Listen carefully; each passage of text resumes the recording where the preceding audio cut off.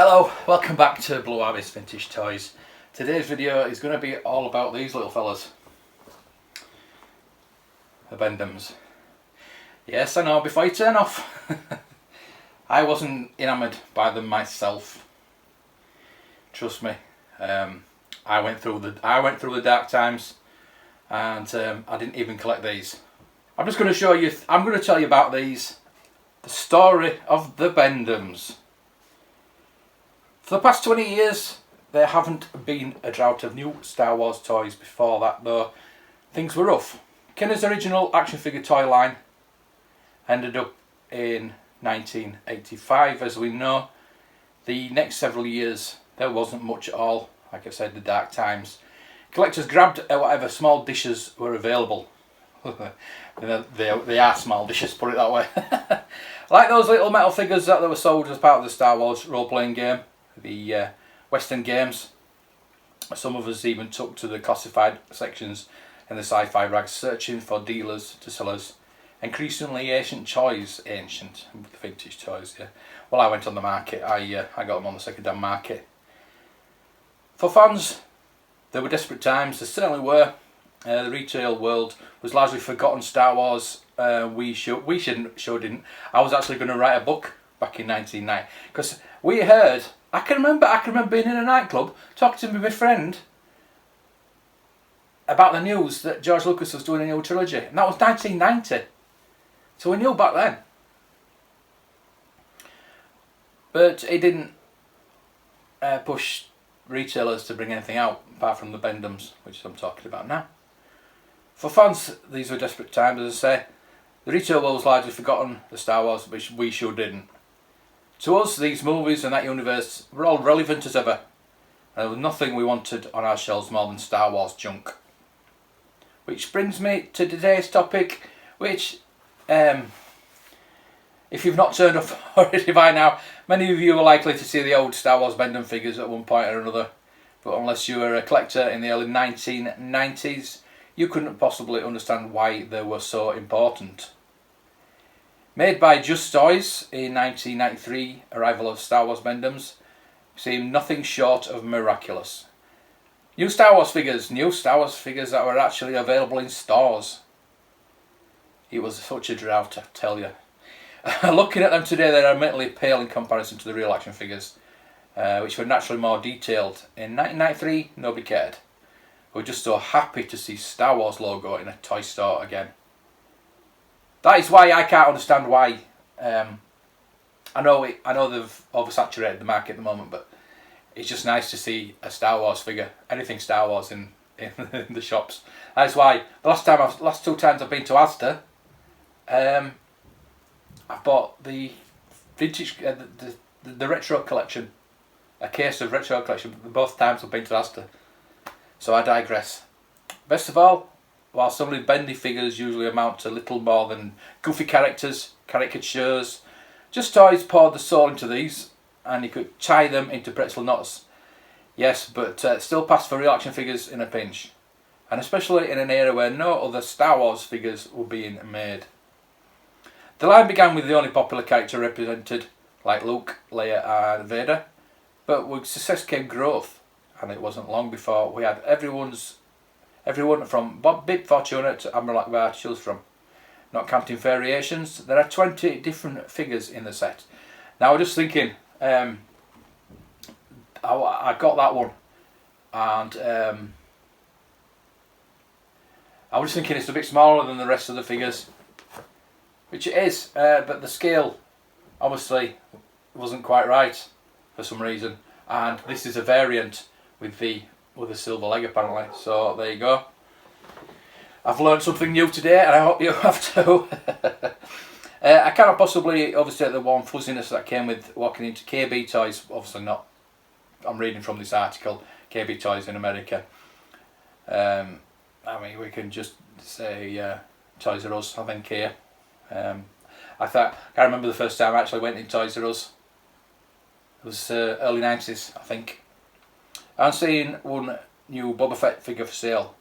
With the prequels and even the special editions still very far off, these figures were gifts from heaven. In 1995, Kenner, by then Hasbro, under the Hasbro umbrella, restarted the traditional action figure line, which in a sense was the same series you see in the stores today. In the process, Just Toys, Bend-Ems quickly lost much of their appeal. Since the figures were produced in such an enormous volume, and since their popularity plummeted so suddenly, they've remained cheap and easy to find on the secondary market. Well, yeah, I got these slot for about £3-4, and there's what, 5 figures there. Carded figures rarely cost more than a few dollars, and you can buy collections of those figures for a virtual song. The fact that they've remained so cheap, even for more than 20 years, to really understand the appeal of Star Wars Bend-Ems, you kind of have to be there. This is why I'm doing this video today, because a lot of people won't understand. I mean, they weren't that good, to be honest with you.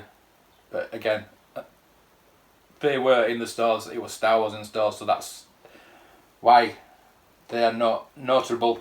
If they come out during the 77 to 85, they wouldn't. I don't think they'd have been as popular.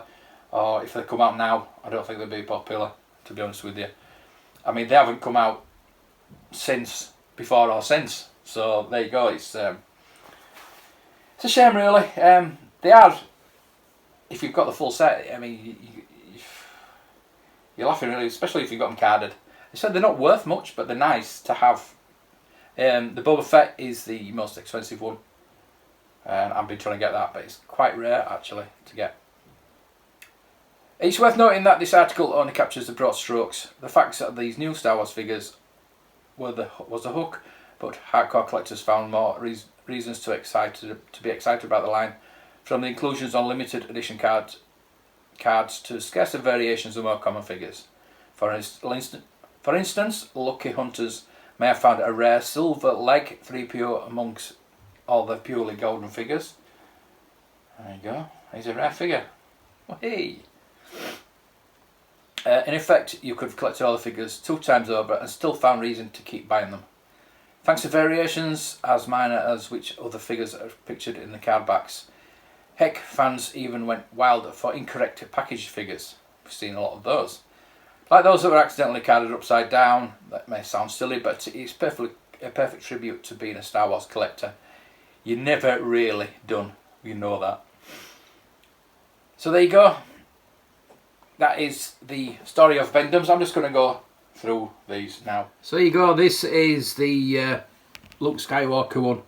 I mean, look at that face. Only mother could love. He's got not as yellow hair as the original. The lightsaber's the right colour. It's a novelty. He's purely white, and it's like a beige colour. It's more like the proper colours, really. I mean, it's the scale is totally different. The bolts are the same. Yeah, the scale is just totally different. It's just a bit taller, that's all. So which would you like in those? Next up, we have Admiral Akbar. Again, the scale in this is just way off the scale. It's not as red as the Admiral. Now they're more detailed though. They are more detailed. They're actually not that bad, really. It's just because of the being Bend-Ems, and you know what I mean. It's they had a good line. I mean, you can't really play with them. They can't hold. Well, Akbar can't hold anything really, can he? But they can't hold a blaster or anything like that. But again, they're not that bad. Next, we have the Sand People, or Sand Person. Sand People on the original.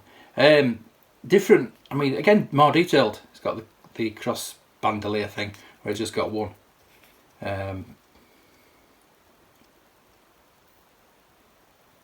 Got 2 horns. 3, 4 horns. Whereas that's got, all in lines I've got them all over. There's got a different coloured belt. That's just slipped down, I think, from there. So yeah, these are not as bad as you remember. I'm quite interested in getting the whole range, I think, of these. It might be quite interesting to get though. And here's the limited edition C3PO.